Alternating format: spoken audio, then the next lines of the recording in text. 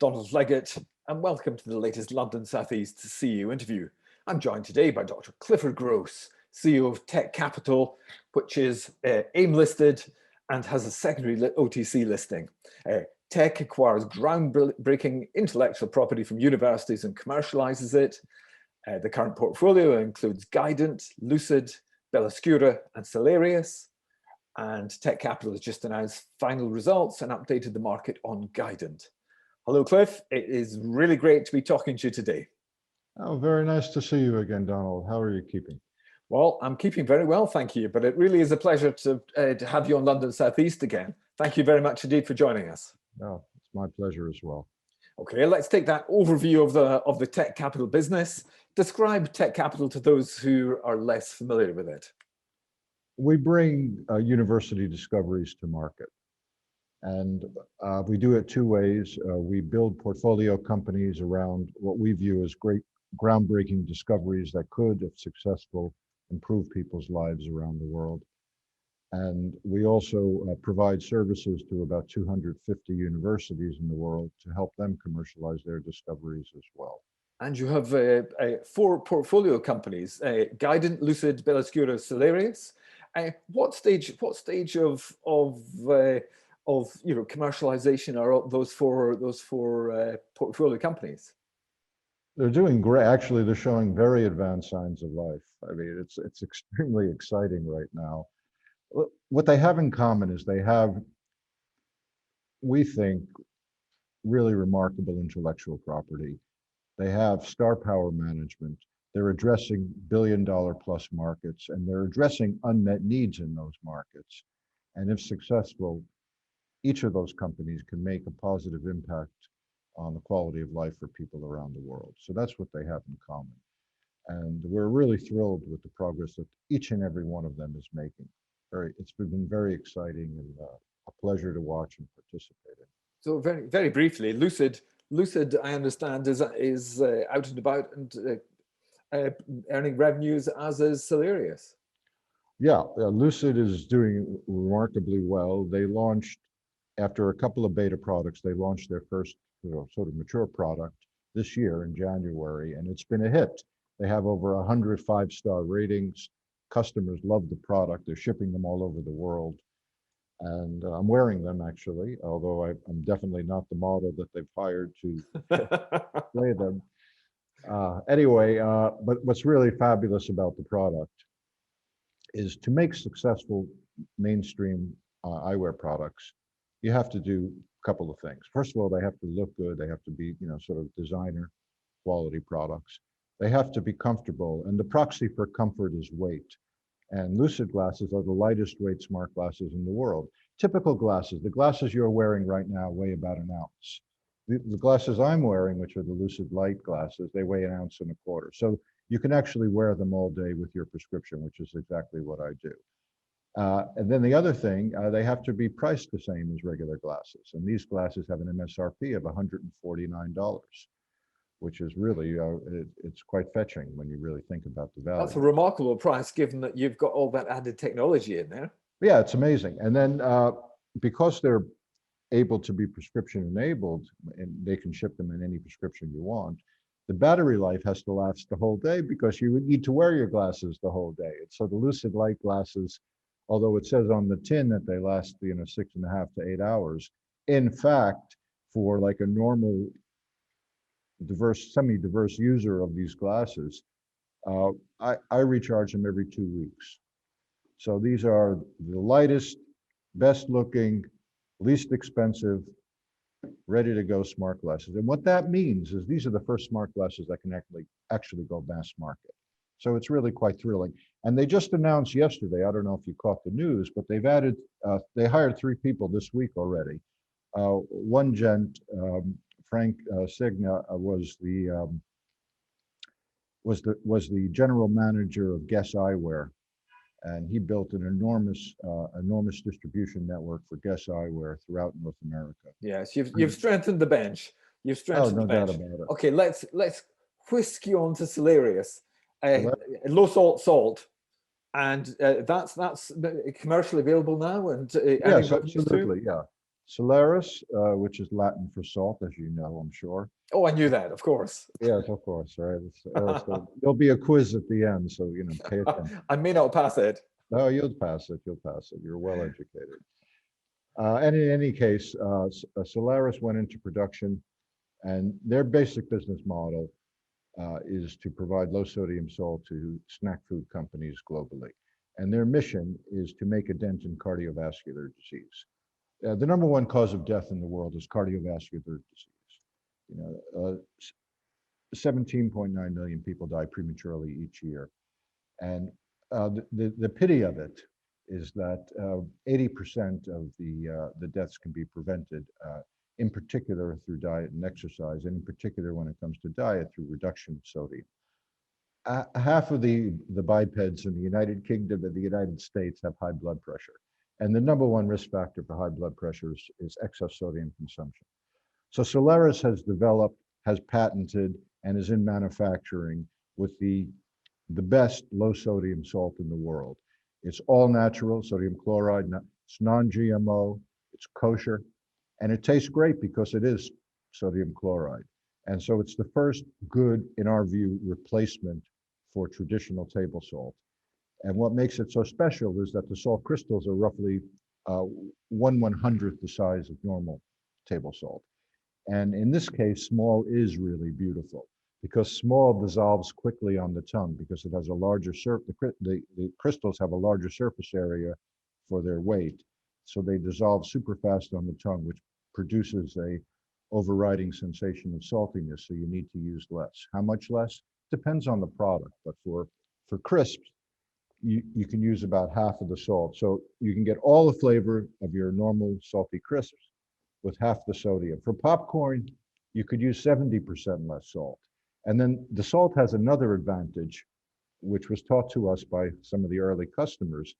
And this goes back, to your early chemistry lessons, which I'm sure you remember. The molecular attraction increases, the electrostatic forces and the van der Waals forces between particles increases as the particles get smaller. And so because the microsalt particles are so tiny, they have extremely high electrostatic attraction forces to the food that they're attached to. And that means you get better flavor consistency, less salt falls off to the bottom of the bag. And so it's a remarkable product from a manufacturing point of view for the snack food companies. So our vision is that Microsalt, which is the subsidiary of Solaris in the US, Microsalt will become the leading low sodium salt provider globally. And it's revenue positive at the moment? It's generating revenue. It has its own snack line called Salt Meat Crisps, which are doing well on Amazon and in stores. Customers love them. They have about 72% 5-star ratings. And they're working with a number of B2B companies right now. And there's about 25 large snack food companies that are testing the product. And in a somewhat thrilling manner, several of them have asked for pricing in the last couple of weeks. So we're very excited about the direction. Okay, fingers crossed on that. Oh, let me take you through Guidant. Guidant are launching a remote monitoring and control center in Florida later this year. We've been hearing about it. Harold Braun is a bit of a genius in this field. It's for autonomous vehicles. How does the remote monitoring technology work, and how do you actually monetize that technology? Okay, a couple of things. Why do you need it? I'm going to ask myself another question. Why do you need this, right? Everybody knows autonomous vehicles and autonomous delivery devices are coming. And everybody knows that the number of accidents will be less because there'll be fewer errors. Human errors will be significantly removed from the equation. But even though there'll be fewer accidents, they'll be more problematic because there's no one to get out and kick the tires. In many of these instances, there will be nobody in the vehicle at all. And so what do you do? So that's really a problem. And so the overarching concept is to drop back in virtually the human touch to resolve these mishaps. So that's the raison d'etre for having a remote monitoring and control center. And it's not just a theoretical construct. In the state of Florida last year, Governor Ron DeSantis passed what I thought was very forward-thinking law, legalizing autonomous vehicles everywhere in the state of Florida. But if there is no driver, and in the case of delivery robots, there's never a driver. Even a Lilliputian driver is not in the equation. So you have to, in the case when there's no driver, you have to legally operate the vehicles, hook them up to a remote monitoring and control center. Big problem, there is no remote monitoring and control center yet. Guidant's building the first one in Boca Raton, in an airport hangar at the Boca Raton airport. It's really remarkable technology. And what it does basically is it takes the sensor information from the vehicle. So all the cameras that are in the vehicle that are watching and helping navigate the vehicle, all that information gets sent to the remote monitoring and control center, and it gets processed in real time or pseudo real time. And then they can actually speak to people in the vehicle, around the vehicle. They can actually take over control of the vehicle. There's a remote control station where they can steer the vehicle, operate the accelerator and the brake, move it out of harm's way if it's still operable after a mishap. They can call the first. I understand the tricky bit is actually getting all that data back to the remote control center, and that's the clever bit that you can do. Yeah, and it's called, and doing it is not sufficient. You have to do it well if you want to do it safely. Why? Because it takes time for a signal to get from the car to the control center and then back to the car. That's called latency. And latency translates into distance. So if you have a drone, a delivery robot, delivering pizza from Domino's to your house, and it's going 25 miles an hour, and you're monitoring it at the center, the signal gets back to the center, and by the time you were able to respond to it, the vehicle's already gone several feet by the time you see the signal and respond to it. That's latency. And the smaller the latency, the inherently safer the remote monitoring and control center is. What Guidant believes they have done, and they're proving it out now with some very rigorous testing, is they've reduced the latency of the signal down to below 70 milliseconds, which is less than half of the industry's best reported results. And it's called glass-to-glass latency, the glass on the camera lens in the vehicle and the glass on the monitor in the remote monitoring and control center, how long it takes that signal to get there. Now, how interested are the AV companies in all this? It's an enormous market. If you want to operate an autonomous vehicle without a driver in the state of Florida, you have to hook it up to a remote monitoring and control center, or it's illegal to operate. And there's 7 other states that are promulgating similar type of legislation. And we think it's going to be the standard, not only in all the states, but in all the territories, because it makes sense. It protects human life. So the question is how well you can do it. And the model, to answer your earlier question, what's the business model? It's a managed service model. So you get paid either by delivery or you have a monthly recurring revenue per vehicle. It's software it's remote monitoring and control as a service. And you're talking to all these companies, presumably. Well, I am not talking to any of them, but Harold Braun and his team are talking to all of them. Harold's talking to all of them, indeed, and his team. He's very articulate, I might add, as well. He's very good, rather as you are yourself. I don't know. So we've got a twin market here. It's not just autonomous vehicles; it's actually these land-based delivery drones. So how, if you add all those things in together, I mean, what's the size of the market that you're looking at there? Right now, today, the market for the total addressable market, right, TAM, is roughly $12 billion today, and that's primarily just on the delivery devices, and that's enough to make a meal. And by the way, the delivery devices are coming on, in our opinion, are coming on stream right now. They're coming on stream first, and it makes sense. Going back to your early physics classes, you remember that momentum equals mass times velocity. Well, the mass of a ground-based delivery drone is a lot less than the mass of a passenger vehicle or a truck. And the velocity of the drones are usually limited to 25 or 30 miles an hour. So the momentum of the vehicle is much less than a traditional passenger vehicle or a truck. And that means the damage that it could impart to others and material objects is much less. So they are inherently safer, and that's why they're going to be the first rolling out in very large numbers. And they also save money for the companies that want to deliver products 24/7. Given that all these people are interested in what is essentially going to be such a massive deal in the future, how easy will it be to protect your IP? You're the first, but will other people simply come in and copycat you? Well, we believe Guidant has a first mover advantage, but you have to keep on your toes and you have to keep your hubris in check. Guidant has 7 patents right now, and they're applying for more, which is, it's quite a good, not just the number, but the quality of the patents. It's quite a good position to be in for an early stage business. We think they have built an initial ring fence around the space. Is it unassailable? Will the realm ever be challenged? Probably it will be challenged, but I would think they're off to a running start, and they're certainly further along than any of the other companies in our view in the sector. But most importantly, they have the team that could navigate the journey. Good tech is really a snapshot in time. It's a spectrum. Over time, you have to build out and build up, and they're doing that.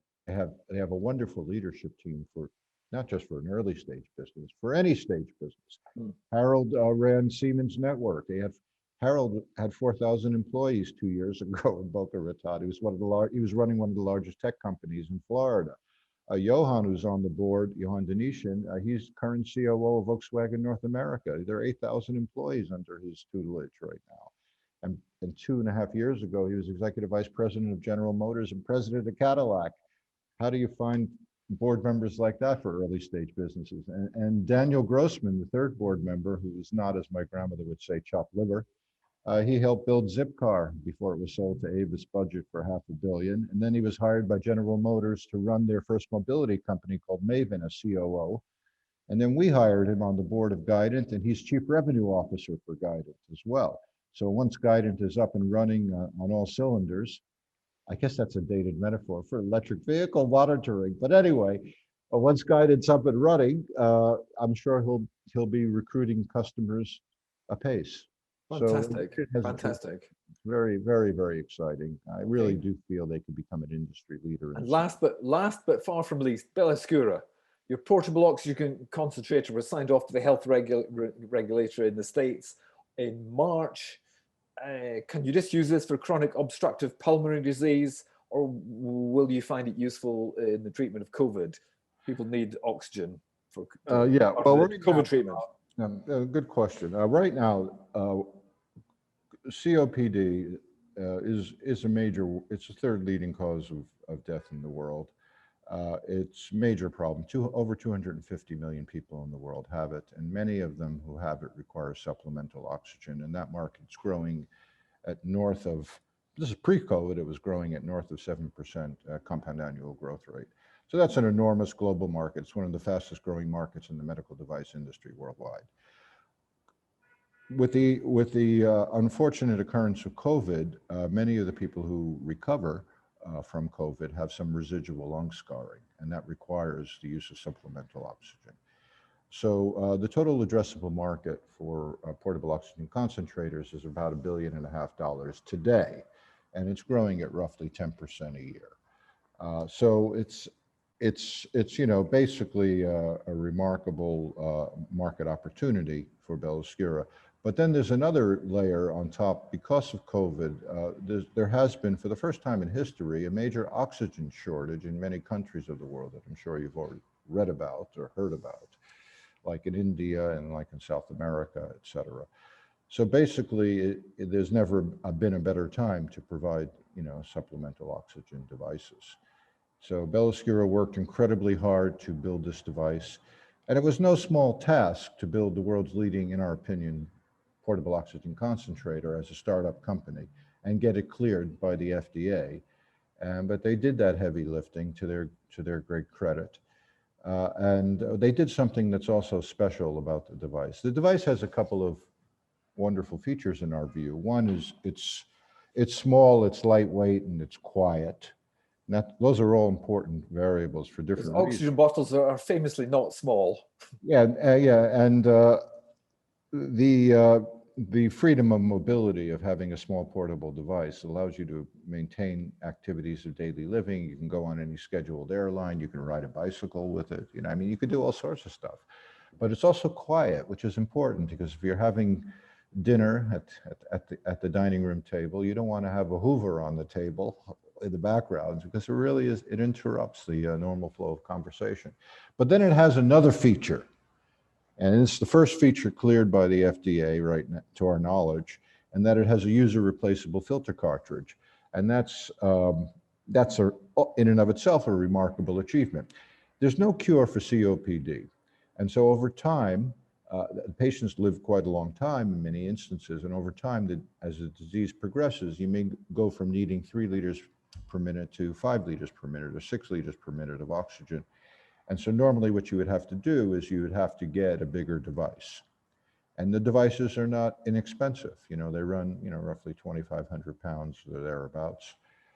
So what Bellescura said was, wait a second, if your disease is going to progress and you need more supplemental oxygen, the device should be user upgradable, just like upgrading memory on a laptop. You flip open the top of the device, you press a button, the cartridge comes out, and you replace it with a higher capacity cartridge, and you're good to go. And so you can have one device over the lifetime of the patient.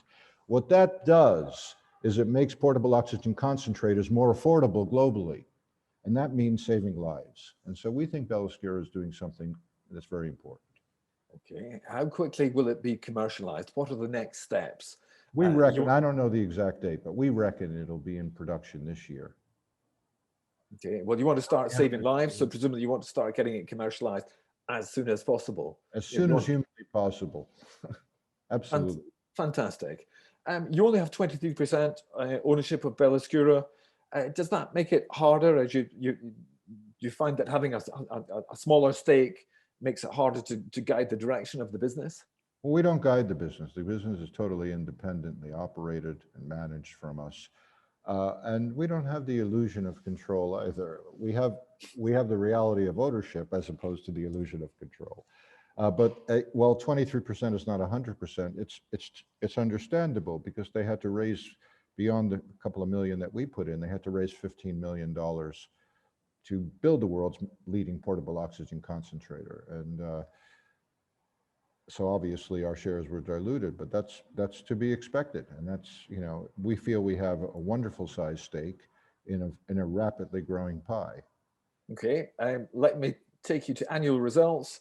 Sure. Your annual results on Friday. They're looking pretty dandy. What were the highlights for you? Well, the highlight, I mean, the story behind the story is our progress and our future value is inextricably interwoven into the 4 portfolio companies that we've built. So because they have progressed so well, which is really a testimony to the dedication of the portfolio companies and their teams.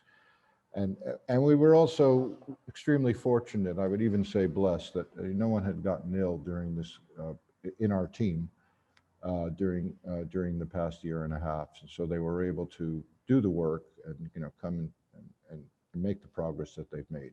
Because of their good efforts, not our cleverness, because of their good efforts, it was the best year in the history of the company. Our net assets clicked over $30 million, $30.2 million ish, 32.7 to be exact. Our sales were around 9.9 million, and our after-tax profit was about 7.7 million. So it was the best year. It was in a Dickinsonian way, it was the best of times and the worst of times. It was a horrible year in the world, but we managed to hunker down and get through it, and we're grateful that we did. And where do you see the business in say 2 years' time? Do you see yourself exiting some of these businesses, these portfolio businesses? What's the future for them? What's the future for you? Well, I would say I don't see ourselves exiting some of the business. I see ourselves exiting all of the businesses in 2 years' time. They'll either, in our opinion, they'll either be sold or floated within all 4 of them within 24 months. And do you have a preference for which route to take? The one that produces the best value for the shareholders, because our business model is to take a portion of those exit proceeds and distribute them as a special dividend to our shareholders. Wow. Okay. So your shareholders are in for a useful 2 years The ones that have the patience to go the journey. to hang in. Dr. Clifford Gross, that's all we have time for today. Thank you so much for speaking to us. That was absolutely fascinating. As to the London South East, the tech capital of an active London South East bulletin board, and a gentle reminder that you can follow us on Twitter at London South East. You can see more fascinating interviews like this one on YouTube. Do subscribe. And meanwhile, I'll leave you with this thought. Please do stay safe, whether you're in the UK or whether you're in Baton Rouge, Florida. Thank you very much indeed.